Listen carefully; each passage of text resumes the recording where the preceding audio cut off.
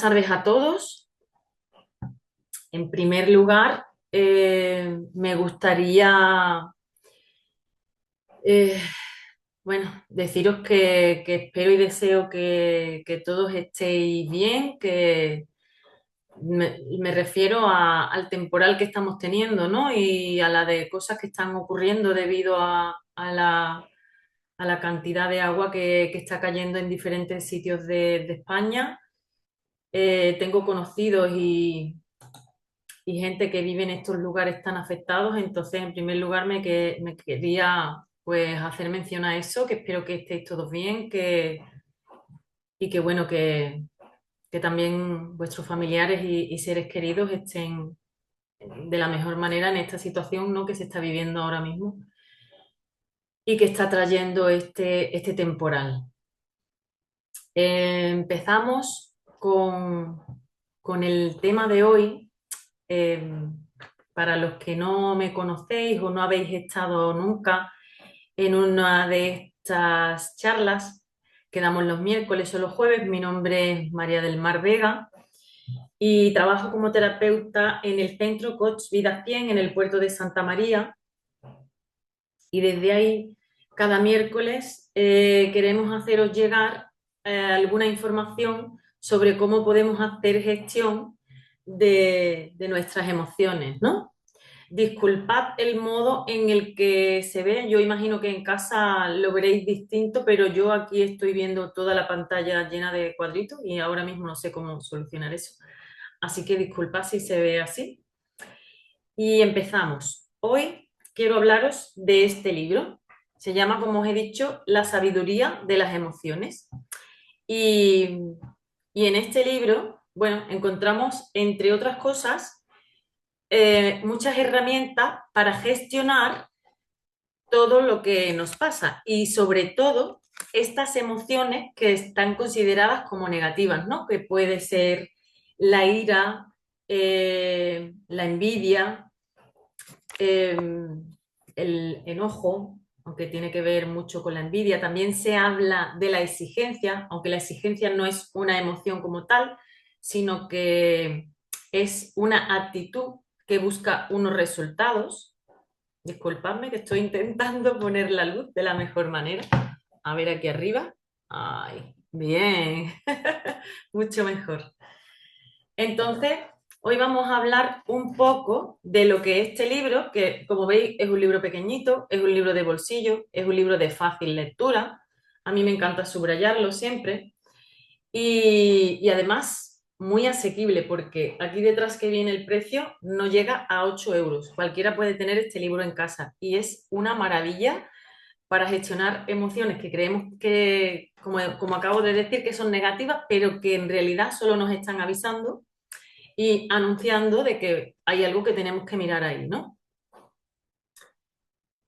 Eh, Habla del amor y no habla del amor como una emoción, sino como una calidad en la interacción con el otro.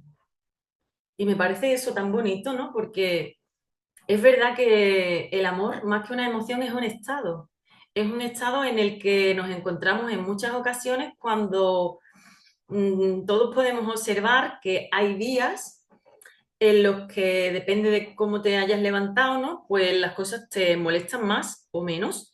Y hay otros días que nos levantamos pues por alguna razón o sin ninguna razón, muy felices, y, y nada nos molesta, no solo nada nos molesta, sino que estamos totalmente preparados para cualquier cosa que nos surja.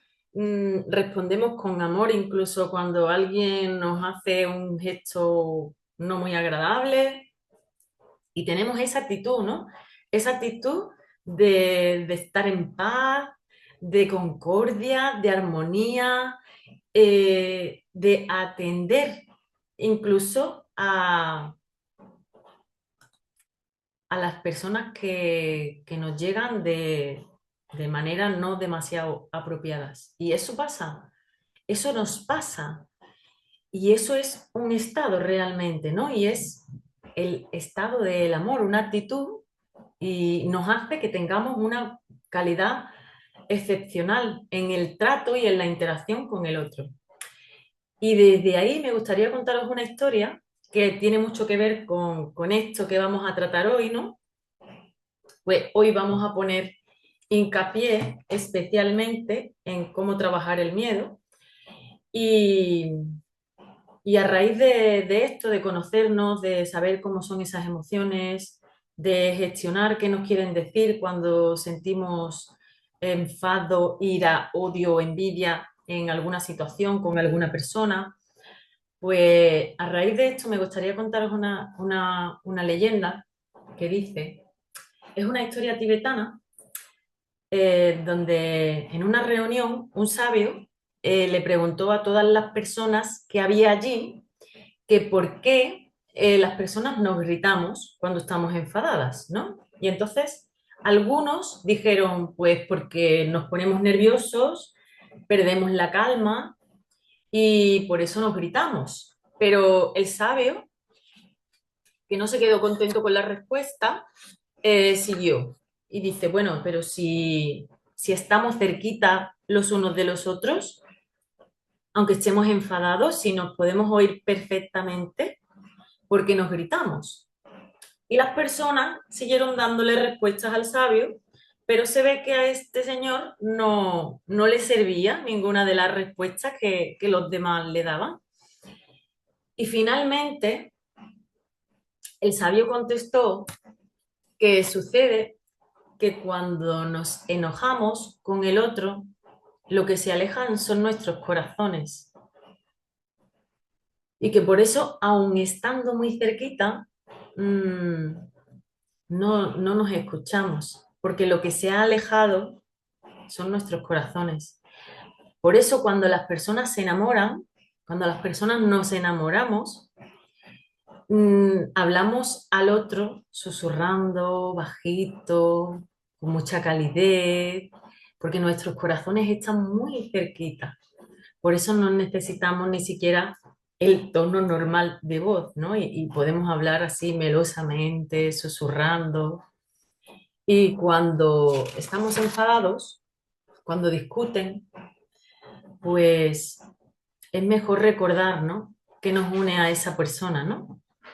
¿Qué relación, qué emoción, qué sentimiento me une a esa persona, ¿no? Y bueno, tengas o no un vínculo con esa persona, ¿no? Gritar finalmente no nos lleva a ningún lugar, sino a incomodar al otro, ¿no? Y a lo mejor a tener lo mismo de vuelta. Entonces, es por eso que las personas gritamos cuando sentimos que no estamos o que se aleja nuestros corazones.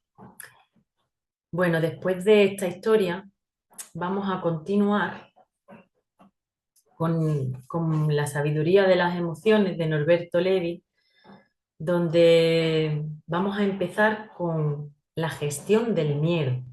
El miedo es una emoción que en algún momento de la vida todos padecemos. Por ejemplo, hoy, en este día de tanta lluvia, que no sé si escucháis el fondo, pero mi vecina tiene un toldo de Uralita y ahí la lluvia se escucha perfectamente. No sé si lo oís. Voy a poner el chat por si me habláis para ver lo que me decís. Eh, ¿Qué estaba diciendo? Entonces, hace unos pocos de años yo tuve un accidente con el coche y fue justo, estaba trabajando en Ronda y fue justo en una carretera con muchas curvas, no sé si conocéis Ronda, pero fue en una carretera con muchas curvas y me salí de la carretera y justo llovía, ¿no? En ese momento eran las primeras gotas de lluvia y, y bueno, mi coche derrapó literalmente y yo me salí de la carretera. No me pasó nada, afortunadamente, no tuve ninguna lesión, a pesar de que mi coche volcó. Pero me quedó ese miedo. Yo al principio no me daba cuenta, pero cada vez que llueve y yo voy conduciendo, el cuerpo se me tensa, porque imagino que me viene el recuerdo, ¿no? De ese momento, de ese mal rato. que pasé, ¿no? Y, y es lo que ocurre con las cosas que nos dan miedo, que a veces nos bloquean o nos paralizan o hace que vivamos situaciones eh, desde un punto más difícil. También el miedo puede ser funcional o disfuncional, porque si vamos a la selva y un león nos ataca, está genial tener miedo para salir corriendo. Pero eso sería un miedo funcional. Cuando el miedo es disfuncional, es cuando no nos permite avanzar adecuadamente en nuestro día a día. Bueno, no lo he dicho, pero para todos los que estáis, podéis intervenir cuando queráis, podéis preguntar tanto por audio como por el chat, ¿vale? Que yo iré contestando. Y, y bienvenidos a todos los que venís de muy lejos, que sé que hay gente de Venezuela, de Uruguay, de Caracas, he escuchado, hay como muchos destinos, entonces bienvenidos a todos, que nunca lo digo, y sé que no solo son de aquí de España. Y con esto seguimos, estamos hablando del miedo. Entonces, todos hemos vivido situaciones de miedo que nos han paralizado alguna vez, ¿no?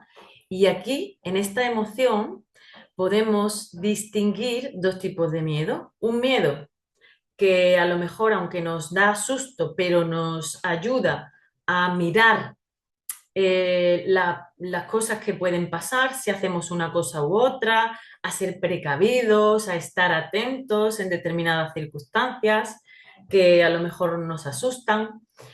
Y otro miedo, que es el llamado miedo disfuncional, que más que ayudarnos, pues nos dificulta, nos impide avanzar, nos deja atascados en una misma situación, nos impide hacer algo que a lo mejor estamos deseando, nos impide acercarnos a alguien o acceder a algún trabajo porque no nos creemos capaces o en nuestra mente nos montamos películas. Es súper importante que reconozcamos que los miedos nacen en nuestra mente y ahí mismo nosotros podemos ayudarles a morir. Son solo creaciones nuestras o, o algo que nos ha quedado después de haber tenido alguna experiencia, ¿no? Que nos ha marcado, que nos ha causado alguna especie de trauma o algo así. ¿Cómo podemos encarar y atender estos miedos disfuncionales? Para ello, este libro, el libro de las emociones, no solo trabaja, a ver, no se ve bien de ataque, ahora sí, no solo trabaja estas emociones, entre comillas, consideradas como negativas, que no lo son, sino que además nos facilita una serie de herramientas, unas pautas para que nosotros podamos trabajar estos miedos, este tipo de miedo disfuncional que nos impide avanzar, que nos impide hacer cosas. ¿Cómo sería que podemos hacer para trabajar estos miedos disfuncionales? En primer lugar, hemos de identificarlo, ¿no? Hemos de estar seguros o seguras de que de que esa circunstancia, esa situación, el acercamiento a esa persona nos asusta. Hemos de tener claro que sentimos ese miedo, ¿no? Hemos de saber qué nos está pasando, ¿no? Si ni siquiera tenemos conciencia de que algo nos pasa en determinadas circunstancias, pues difícilmente le vamos a poder poner una solución. Lo más importante es que identifiquemos. A mí me da miedo conducir cuando hay lluvia, por ejemplo, ¿no? O a mí me da miedo pedirle salir a esa chica porque siento que me va a rechazar, ¿no? Y tengo mucho miedo del rechazo. Entonces, es reconocer qué es lo que nos da miedo. Y ahí, aunque no lo diga el libro, lo digo yo, está muy bien que nos pongamos en situación y que nos imaginemos qué es lo peor que puede pasar, ¿no? En el caso de, imagínate que le pides una cita a alguien, ¿qué es lo peor que te puede pasar? Que te diga que no, pero si es que si no se la pides, da igual lo que te diga, ¿no? Porque vas a tener un no igualmente. Entonces también es importante que nos pongamos en la situación de qué es lo que puede pasar si hago eso, que me está costando o que me está causando miedo. Podemos hacer incluso creaciones y trabajar con ello nuestra creatividad, haciendo, no sé, una representación, un dibujo, algo que recree eso que tanto nos asusta.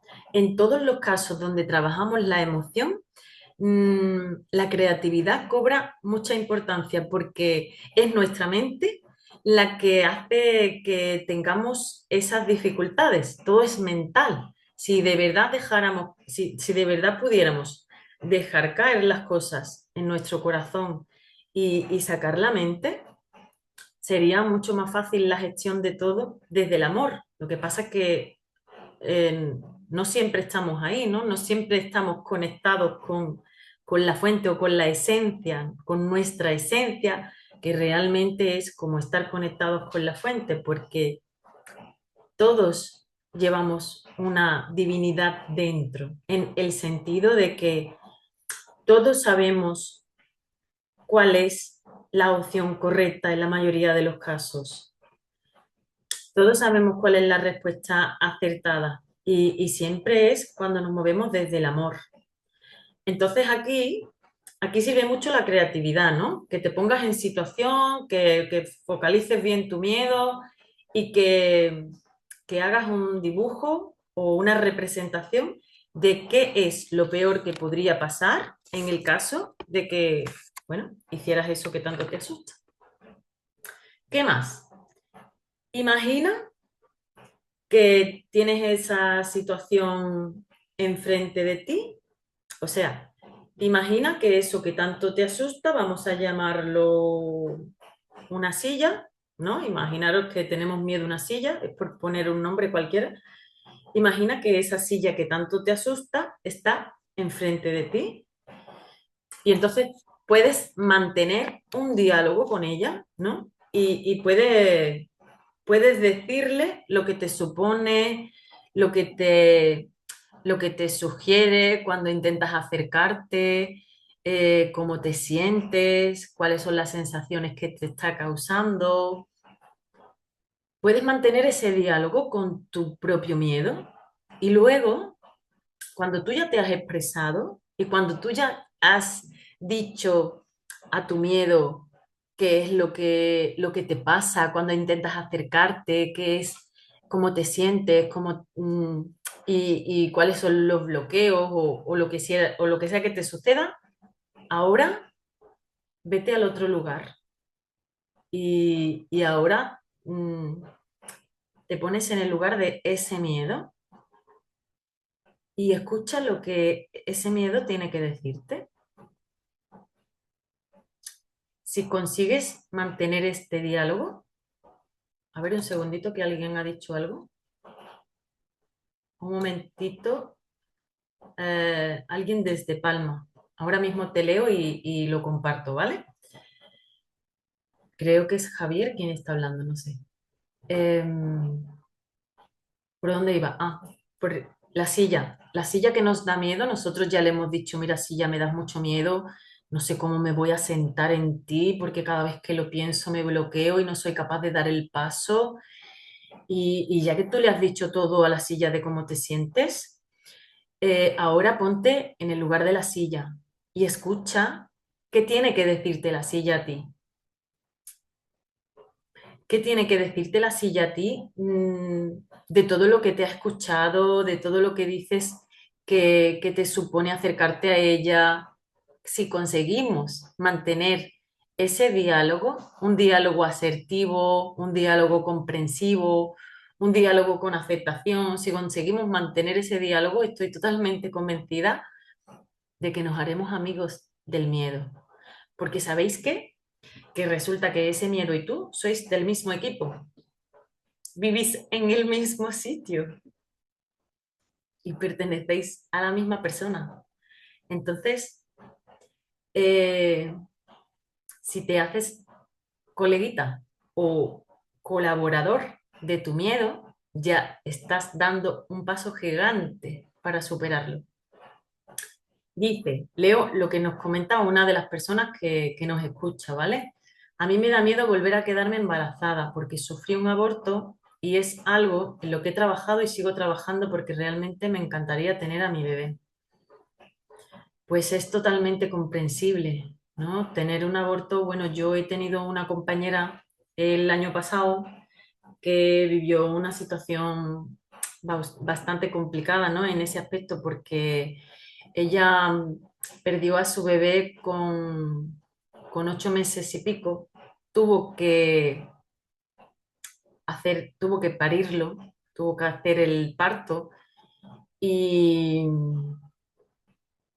pues no sé, imaginaos, ¿no? La situación, ¿no? Yo no me lo quiero imaginar, lo he vivido, lo he escuchado muchas veces con ella y todo lo que se me ocurre es que, no sé si sabéis, que los hijos nos eligen a nosotros, no nosotros, o sea, que desde donde sea que están las almas, son los hijos los que eligen a los padres. Entonces, que eso haya pasado así, aunque no podamos entenderlo, tiene un sentido y viene a enseñarte algo.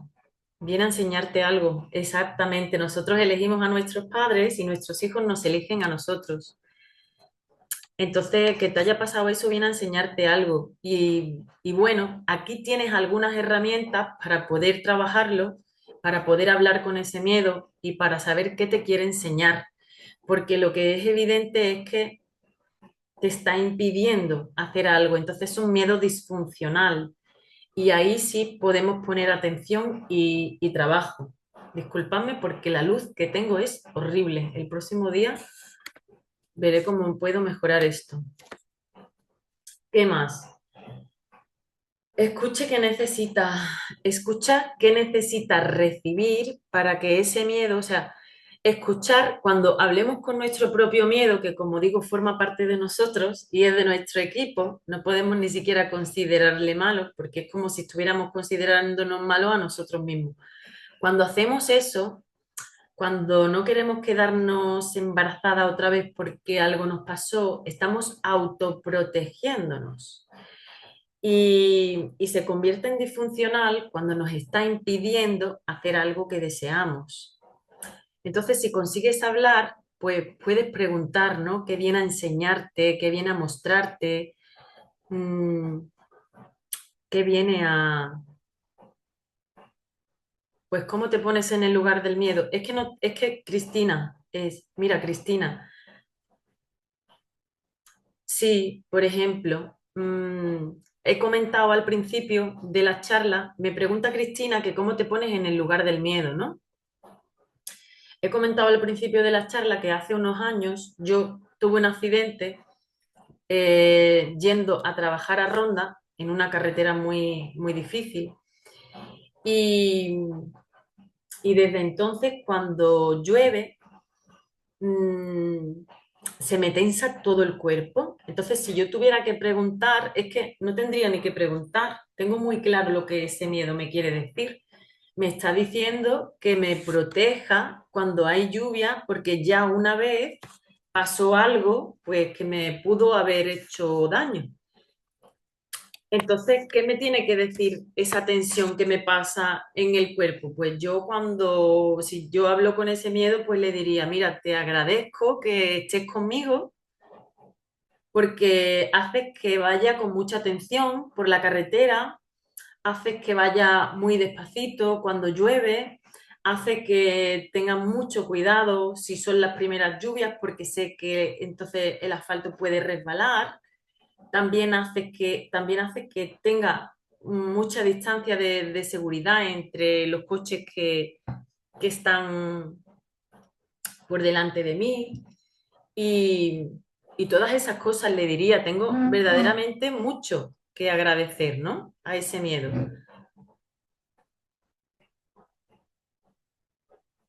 A ti te enseñó que rompías lazos energéticos ancestrales. Es muy bonito lo que estás compartiendo, Cristina. Lo voy a leer aquí para que para que lo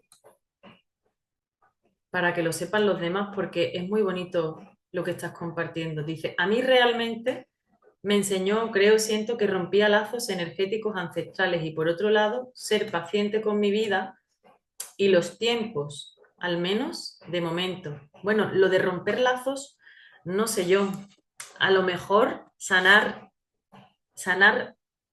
parte del árbol, puede que sí, pero estamos unidos indisociablemente a todos nuestros ancestros. De hecho, cuando hago meditaciones, cuando las personas necesitan un empuje, una fuerza, no tienen ganas de vivir, trabajo con muchas personas que a lo mejor están en depresión, están, ¡ah, qué bien!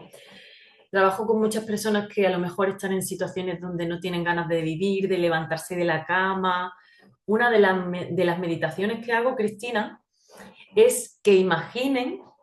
Después de los papás tenemos 4 abuelos, después 8 bisabuelos, después 16 tatarabuelos. Y así, imagínate cuánta gente ha tenido que existir antes que tú para que nosotros estemos en este mundo.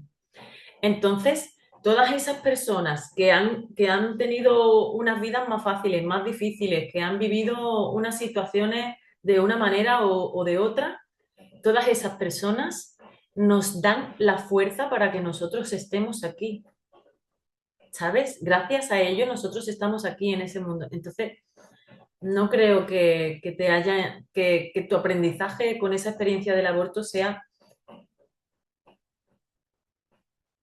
eh, para que rompan lazos energéticos. Entonces, pero sí para sanar a lo mejor alguna herida, ¿no?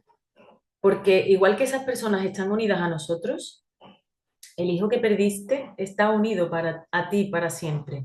Eso también es así. Ahí la enseñanza, bueno, eh, hay una enseñanza muy importante que se trabaja muy poco y que a veces tenemos que hacer de manera brusca o difícil, ¿no? Que es cuando perdemos a alguien, pues trabajar el desapego o el duelo por la pérdida de una persona, como es tu caso, ¿no? O en mi caso, hace poquito que perdí a mi perrito que llevaba conmigo casi 13 años y está siendo duro para mí llevar ese duelo. Y al mismo tiempo, él también me eligió, yo no le elegí a él. Y, y de alguna manera me consuela pensar que siempre va a estar conmigo.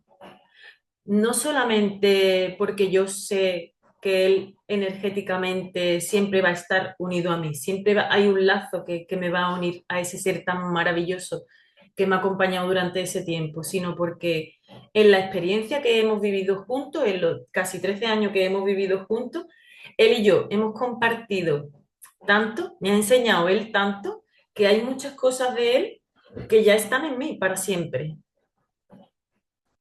Que es como cuando alguien te dice, mira, para cenar te puedes hacer una tortilla con zanahoria y si le pones comino, además de rico, te va a sentar estupendamente. Y ahora tú coges ese hábito de cada vez que haces las tortitas de trigo, le pones comino y eso ya se te queda para siempre. Siempre te acuerdas de la persona que te dijo eso, ¿no? Es lo que nos dejan, ¿no? Nos dejan lo que nos dicen, lo que vivimos con ellos. Eh, entonces, bueno, es importante que tengamos en cuenta que siempre aquí venimos a aprender, que el desapego es algo que nadie nos enseña, que la muerte se vive de una manera muy dramática, sobre todo aquí en España. Yo no sé por aquí en Venezuela, Uruguay, no sé por ahí cómo se lleva eso, pero aquí se vive de una manera muy dramática, ¿no? Y es verdad que es doloroso, sobre todo cuando no corresponde, ¿no? Cuando es un bebé, cuando es un niño, cuando es una persona joven. Aceptamos más la muerte cuando ya son las personas mayores que parece que ya, bueno, pues les toca. Pero cuando no, es muy difícil de aceptar y al mismo tiempo, para morirse solo hay que estar vivo. Entonces, igual somos nosotros también los que tenemos que mirar el gestionar la muerte y su duelo de otra manera y empezar hacer eso desde que estamos educando a nuestros hijos. Quedan poquitos minutos para que acabe la sesión. Mira qué graciosa, dice esta chica de La Palma, que no pone su nombre y no es Cristina, dice, es brutal y alucinante, estoy metida en el árbol genealógico porque estoy dentro de un grupo de taller en ello, claro. Y yo a mi bebé lo siento. El perrito que vi en la clase de yoga, sí, ese perrito, sí, ese perrito. Nos dejan las huellas y las enseñanzas y la experiencia, pues claro, pues yo me quedo con lo bonito. Yo elijo quedarme con lo bonito. Y eso no significa que no haya llorado mucho cuando mi Romeo ha partido. Pues le he llorado mucho y no sé lo que me queda de llorarle todavía, porque cada vez que me acuerdo sobre todo de la manera en que se fue, ¿no? Es difícil para mí, porque fue muy doloroso, fue muy duro. Y, y es difícil. A ver, hay, la chica de La Palma tiene que apagar la cámara. A ver si puedo yo hacerlo desde aquí. Ah, ya está. Entonces, igual somos nosotros los que tenemos que cambiar el chip y aprender a gestionar la muerte desde otro lugar. Seguro que habéis visto cultura, ¿no? La americana, las indígenas, donde hacen una fiesta cuando alguien se muere. Además, es el propio difunto el que dice, no, es que a mí no me hagáis un funeral, a mí me hacéis una fiesta y llevan comida y, y bueno, y hacen un montón de cosas muy diferentes de las que podemos hacer aquí. Entonces, igual somos nosotros los que tenemos que cambiar el chip de cómo vivimos el duelo, de cómo vivimos la pérdida, de cómo vivimos el desapego, porque lo único que nunca cambia en la vida es que todo cambia constantemente, que todo evoluciona, que hay personas que nos acompañan por un tiempo y luego se van, aunque no mueran, que todo tiene un principio y un final, ¿no? Incluidos nosotros mismos. Y que desde ahí quizás es mucho más fácil gestionar una pérdida, un duelo, una separación y todo ese tipo de cosas. Bueno, me he quedado y me tengo que despedir porque luego se corta esto y yo no me despido y quedo fatal, ¿sabes? Me he quedado en que para la gestión del miedo voy a recapitular un poco para que nos queden algunas cosas claras, importantísimo. Primero, reconocer cuál es mi miedo y si es funcional o disfuncional, si me está impidiendo que pueda hacer algo. Segundo, eh, puedo hacer un dibujo, puedo hacer, no sé, puedo utilizar la creatividad como yo quiera para representar eso que me asusta, ¿no? Ya sea una situación, una cosa, una persona, un trabajo, lo que sea que me asusta, pues puedo usar mi creatividad para hacer una representación de eso. Luego, entablar un diálogo con ese miedo y preguntar, ¿para qué estás aquí, no?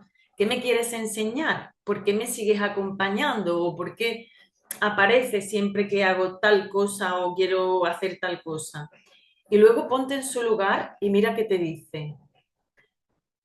Fundamental para que superemos miedos disfuncionales es que colaboremos con ellos, que seamos colaboradores. Y os voy a contar un secreto y en breve me despido porque me quedan 3 minutos.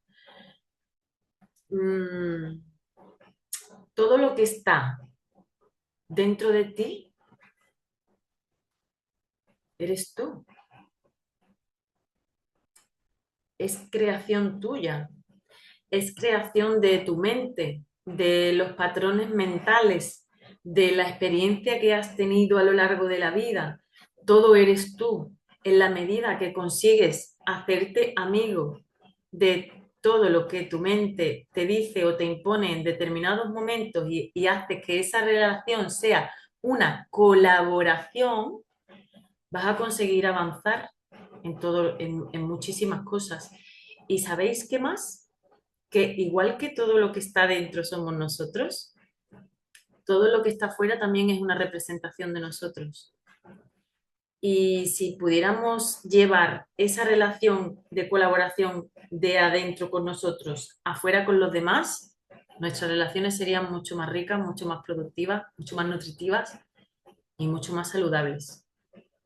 Y con esto menciono que de este libro quiero seguir trabajando el enojo y el enfado que resuelve, la culpa que tortura y la culpa que repara, la exigencia y la excelencia, que recordamos que la exigencia más que una emoción es una actitud que quiere un resultado, aprender de la envidia y la vergüenza y su curación. Cada miércoles voy a trabajar una de estas emociones, incluida la exigencia, porque no tiene desperdicio. Y les invito a todos a adquirir, no sé si os gusta tanto la lectura como a mí me encanta leer. Os invito a todos a comprar este librito, que cuesta muy poquito, y que puede servirnos de gran ayuda en la gestión de todas las emociones que acabo de mencionar ahora. Con esto os doy las gracias, os mando un abrazo allá donde quiera que estéis, os doy las gracias por acompañarme en este ratito. Espero y deseo dentro de mi corazón que le haya servido mínimamente en algo a cada uno de vosotros, que con eso yo ya me doy por súper satisfecha y os deseo que tengáis una felicísima tarde. Os mando un abrazo, mando un abrazo fuerte a todos y por favor, cuidaos mucho. Gracias a ti también, Mario, por acompañarme. Ya, me espero a que se corte, que se va a cortar. Gracias, Cristina, y de verdad que ojalá y puedas mantener un discurso con tu miedo, Cristina. Y si no, para lo que necesites, estoy